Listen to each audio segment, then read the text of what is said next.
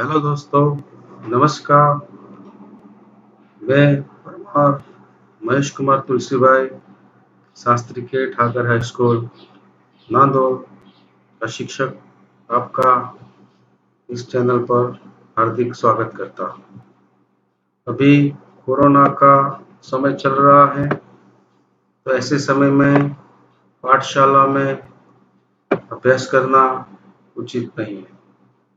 तो ऐसे समय में ऑनलाइन शैक्षणिक अभ्यासक्रम चलाया जा रहा है। विद्यार्थी मित्रों, कृपया आप ध्यान से पढ़ें और इसे ग्रहण करें। कक्षा 10 विषय हिंदी, पद्य 1। प्रभु जी तुम चंदन हम पानी। उसके कवि है रैदास।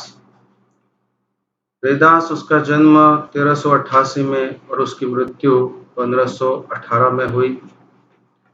संत कवि रैदास कबीर के समकालीन महान संत थे। रैदास को रविदास के नाम से भी जाना जाता है। ये माना जाता है कि संत रामानंद जी के शिष्यों में से एक थे। ये काशी में रहा करते थे, पढ़े लिखे नहीं थे, मगर उनकी जो साधना थी उच्च प्रकार की थी। उनके पदों में अनन्य भक्ति भाव की अभिव्यक्ति भी देखने को मिलती है।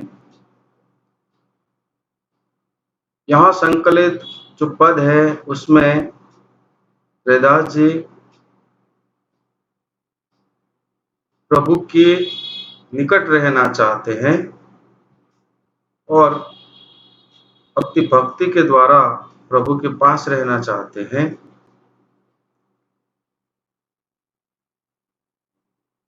विस्तार से हम देखेंगे।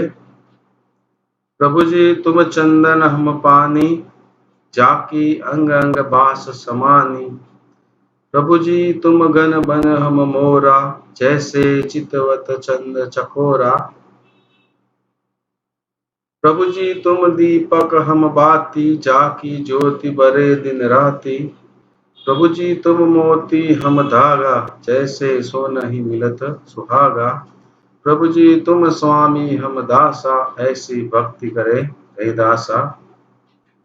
पहली जो दो पंक्तियां है, प्रभु जी तुम चंदन हम पानी, जाकी अंग अंग बास समानी। प्रभु जी यानी यहाँ पर भगवान। प्रभु जी तुम चंदन यानी भगवान को चंदन कहा है और रैदास खुद पानी बने हैं। यहाँ पर चंदन और पानी, प्रभु जी तुम चंदन। यहाँ पर जो चंदन है उसको घिसने पर पानी उसमें मिल जाता है। चंदन और पानी मिलता है तो उसकी जो सुवास है, उसकी जो सुगंध है, शरीर की अंग अंग में बस जाती है। जाकी अंग अंग बास समानी यानी उसकी जो सुगंध है, उसकी जो बास है, वो शरीर की हर एक अंग में बस जाती है। यानी चंदन और पानी का जो मेल है वो छूटने वाला नहीं है। आगे, प्रभु जी तुम गन बन हम मोरा, जैसे चितवत चंद चकोरा। यहाँ पर आगे रैदास जी बताते हैं, हे भगवान तुम गन हो। गन यानी बादल। हम मोरा, मोरा यानी मोर। बादल बरसते हैं तो मोर अपने पंख फैलाकर नाचने लगता है। जैसे चितवत चंद चकोरा। चितवत यानी देखा करना, देखते रहना। चंद, चंद यानी चंद्रमा। चकोरा यानी एक ऐसा पक्षी है जो चंद्रमा को देखा करता है। तो यहाँ पर रैदास जी भी मोर बनकर बादल को देखा करते हैं। मतलब भगवान के प्रति उसकी जो भक्ति है वो यहाँ पर हमें देखने को मिलती है। आगे, प्रभु जी तुम दीपक हम बाती, जाकी ज्योति बरे दिन राती। यहाँ पर रैदास जी कहते हैं, हे भगवान तुम दीपक हो। दीपक यानी दिया, दीवो, और हम बाती, बाती यानी वाट। दिया है और बाती नहीं है तो उसका कोई मतलब नहीं है। यहाँ पर प्रभु जी को दीपक बताया और खुद बाती बने हैं, और उसकी जो ज्योत है वो दिन रात जलती रहती है। यानी यहाँ पर रैदास जी भगवान की भक्ति में खुद दिन रात जलते रहते हैं। यानी यहाँ पर रैदास जी की जो भक्ति है वो समर्पण की भक्ति है। प्रभु जी तुम मोती हम धागा, जैसे सोना ही मिलत सुहागा। कि भगवान तुम मोती हो और मैं धागा हूं। मोती का मूल्य ज्यादा है और उसमें धागा मिल जाएगा तो उसकी जो माला है सुंदर बनेगी।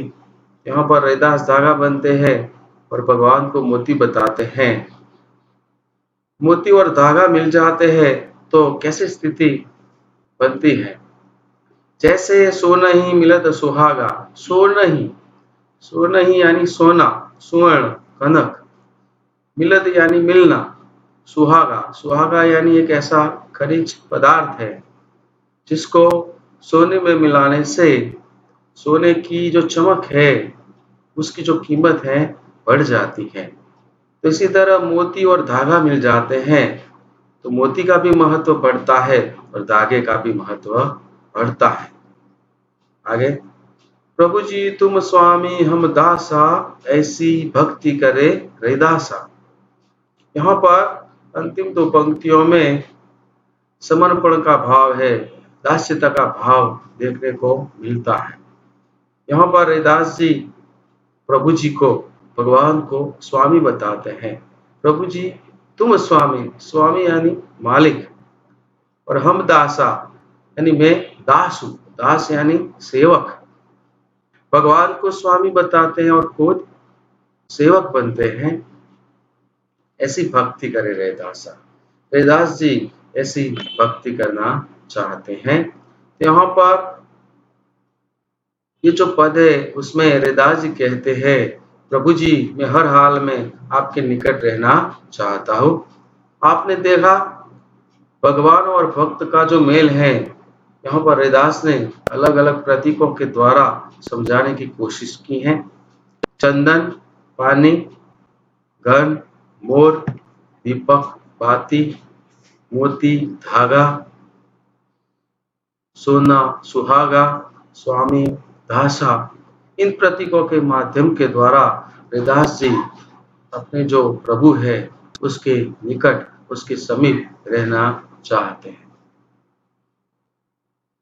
विद्यार्थी मित्रों, इसके बाद में यहाँ पर मैं आपको स्वाध्याय दूंगा।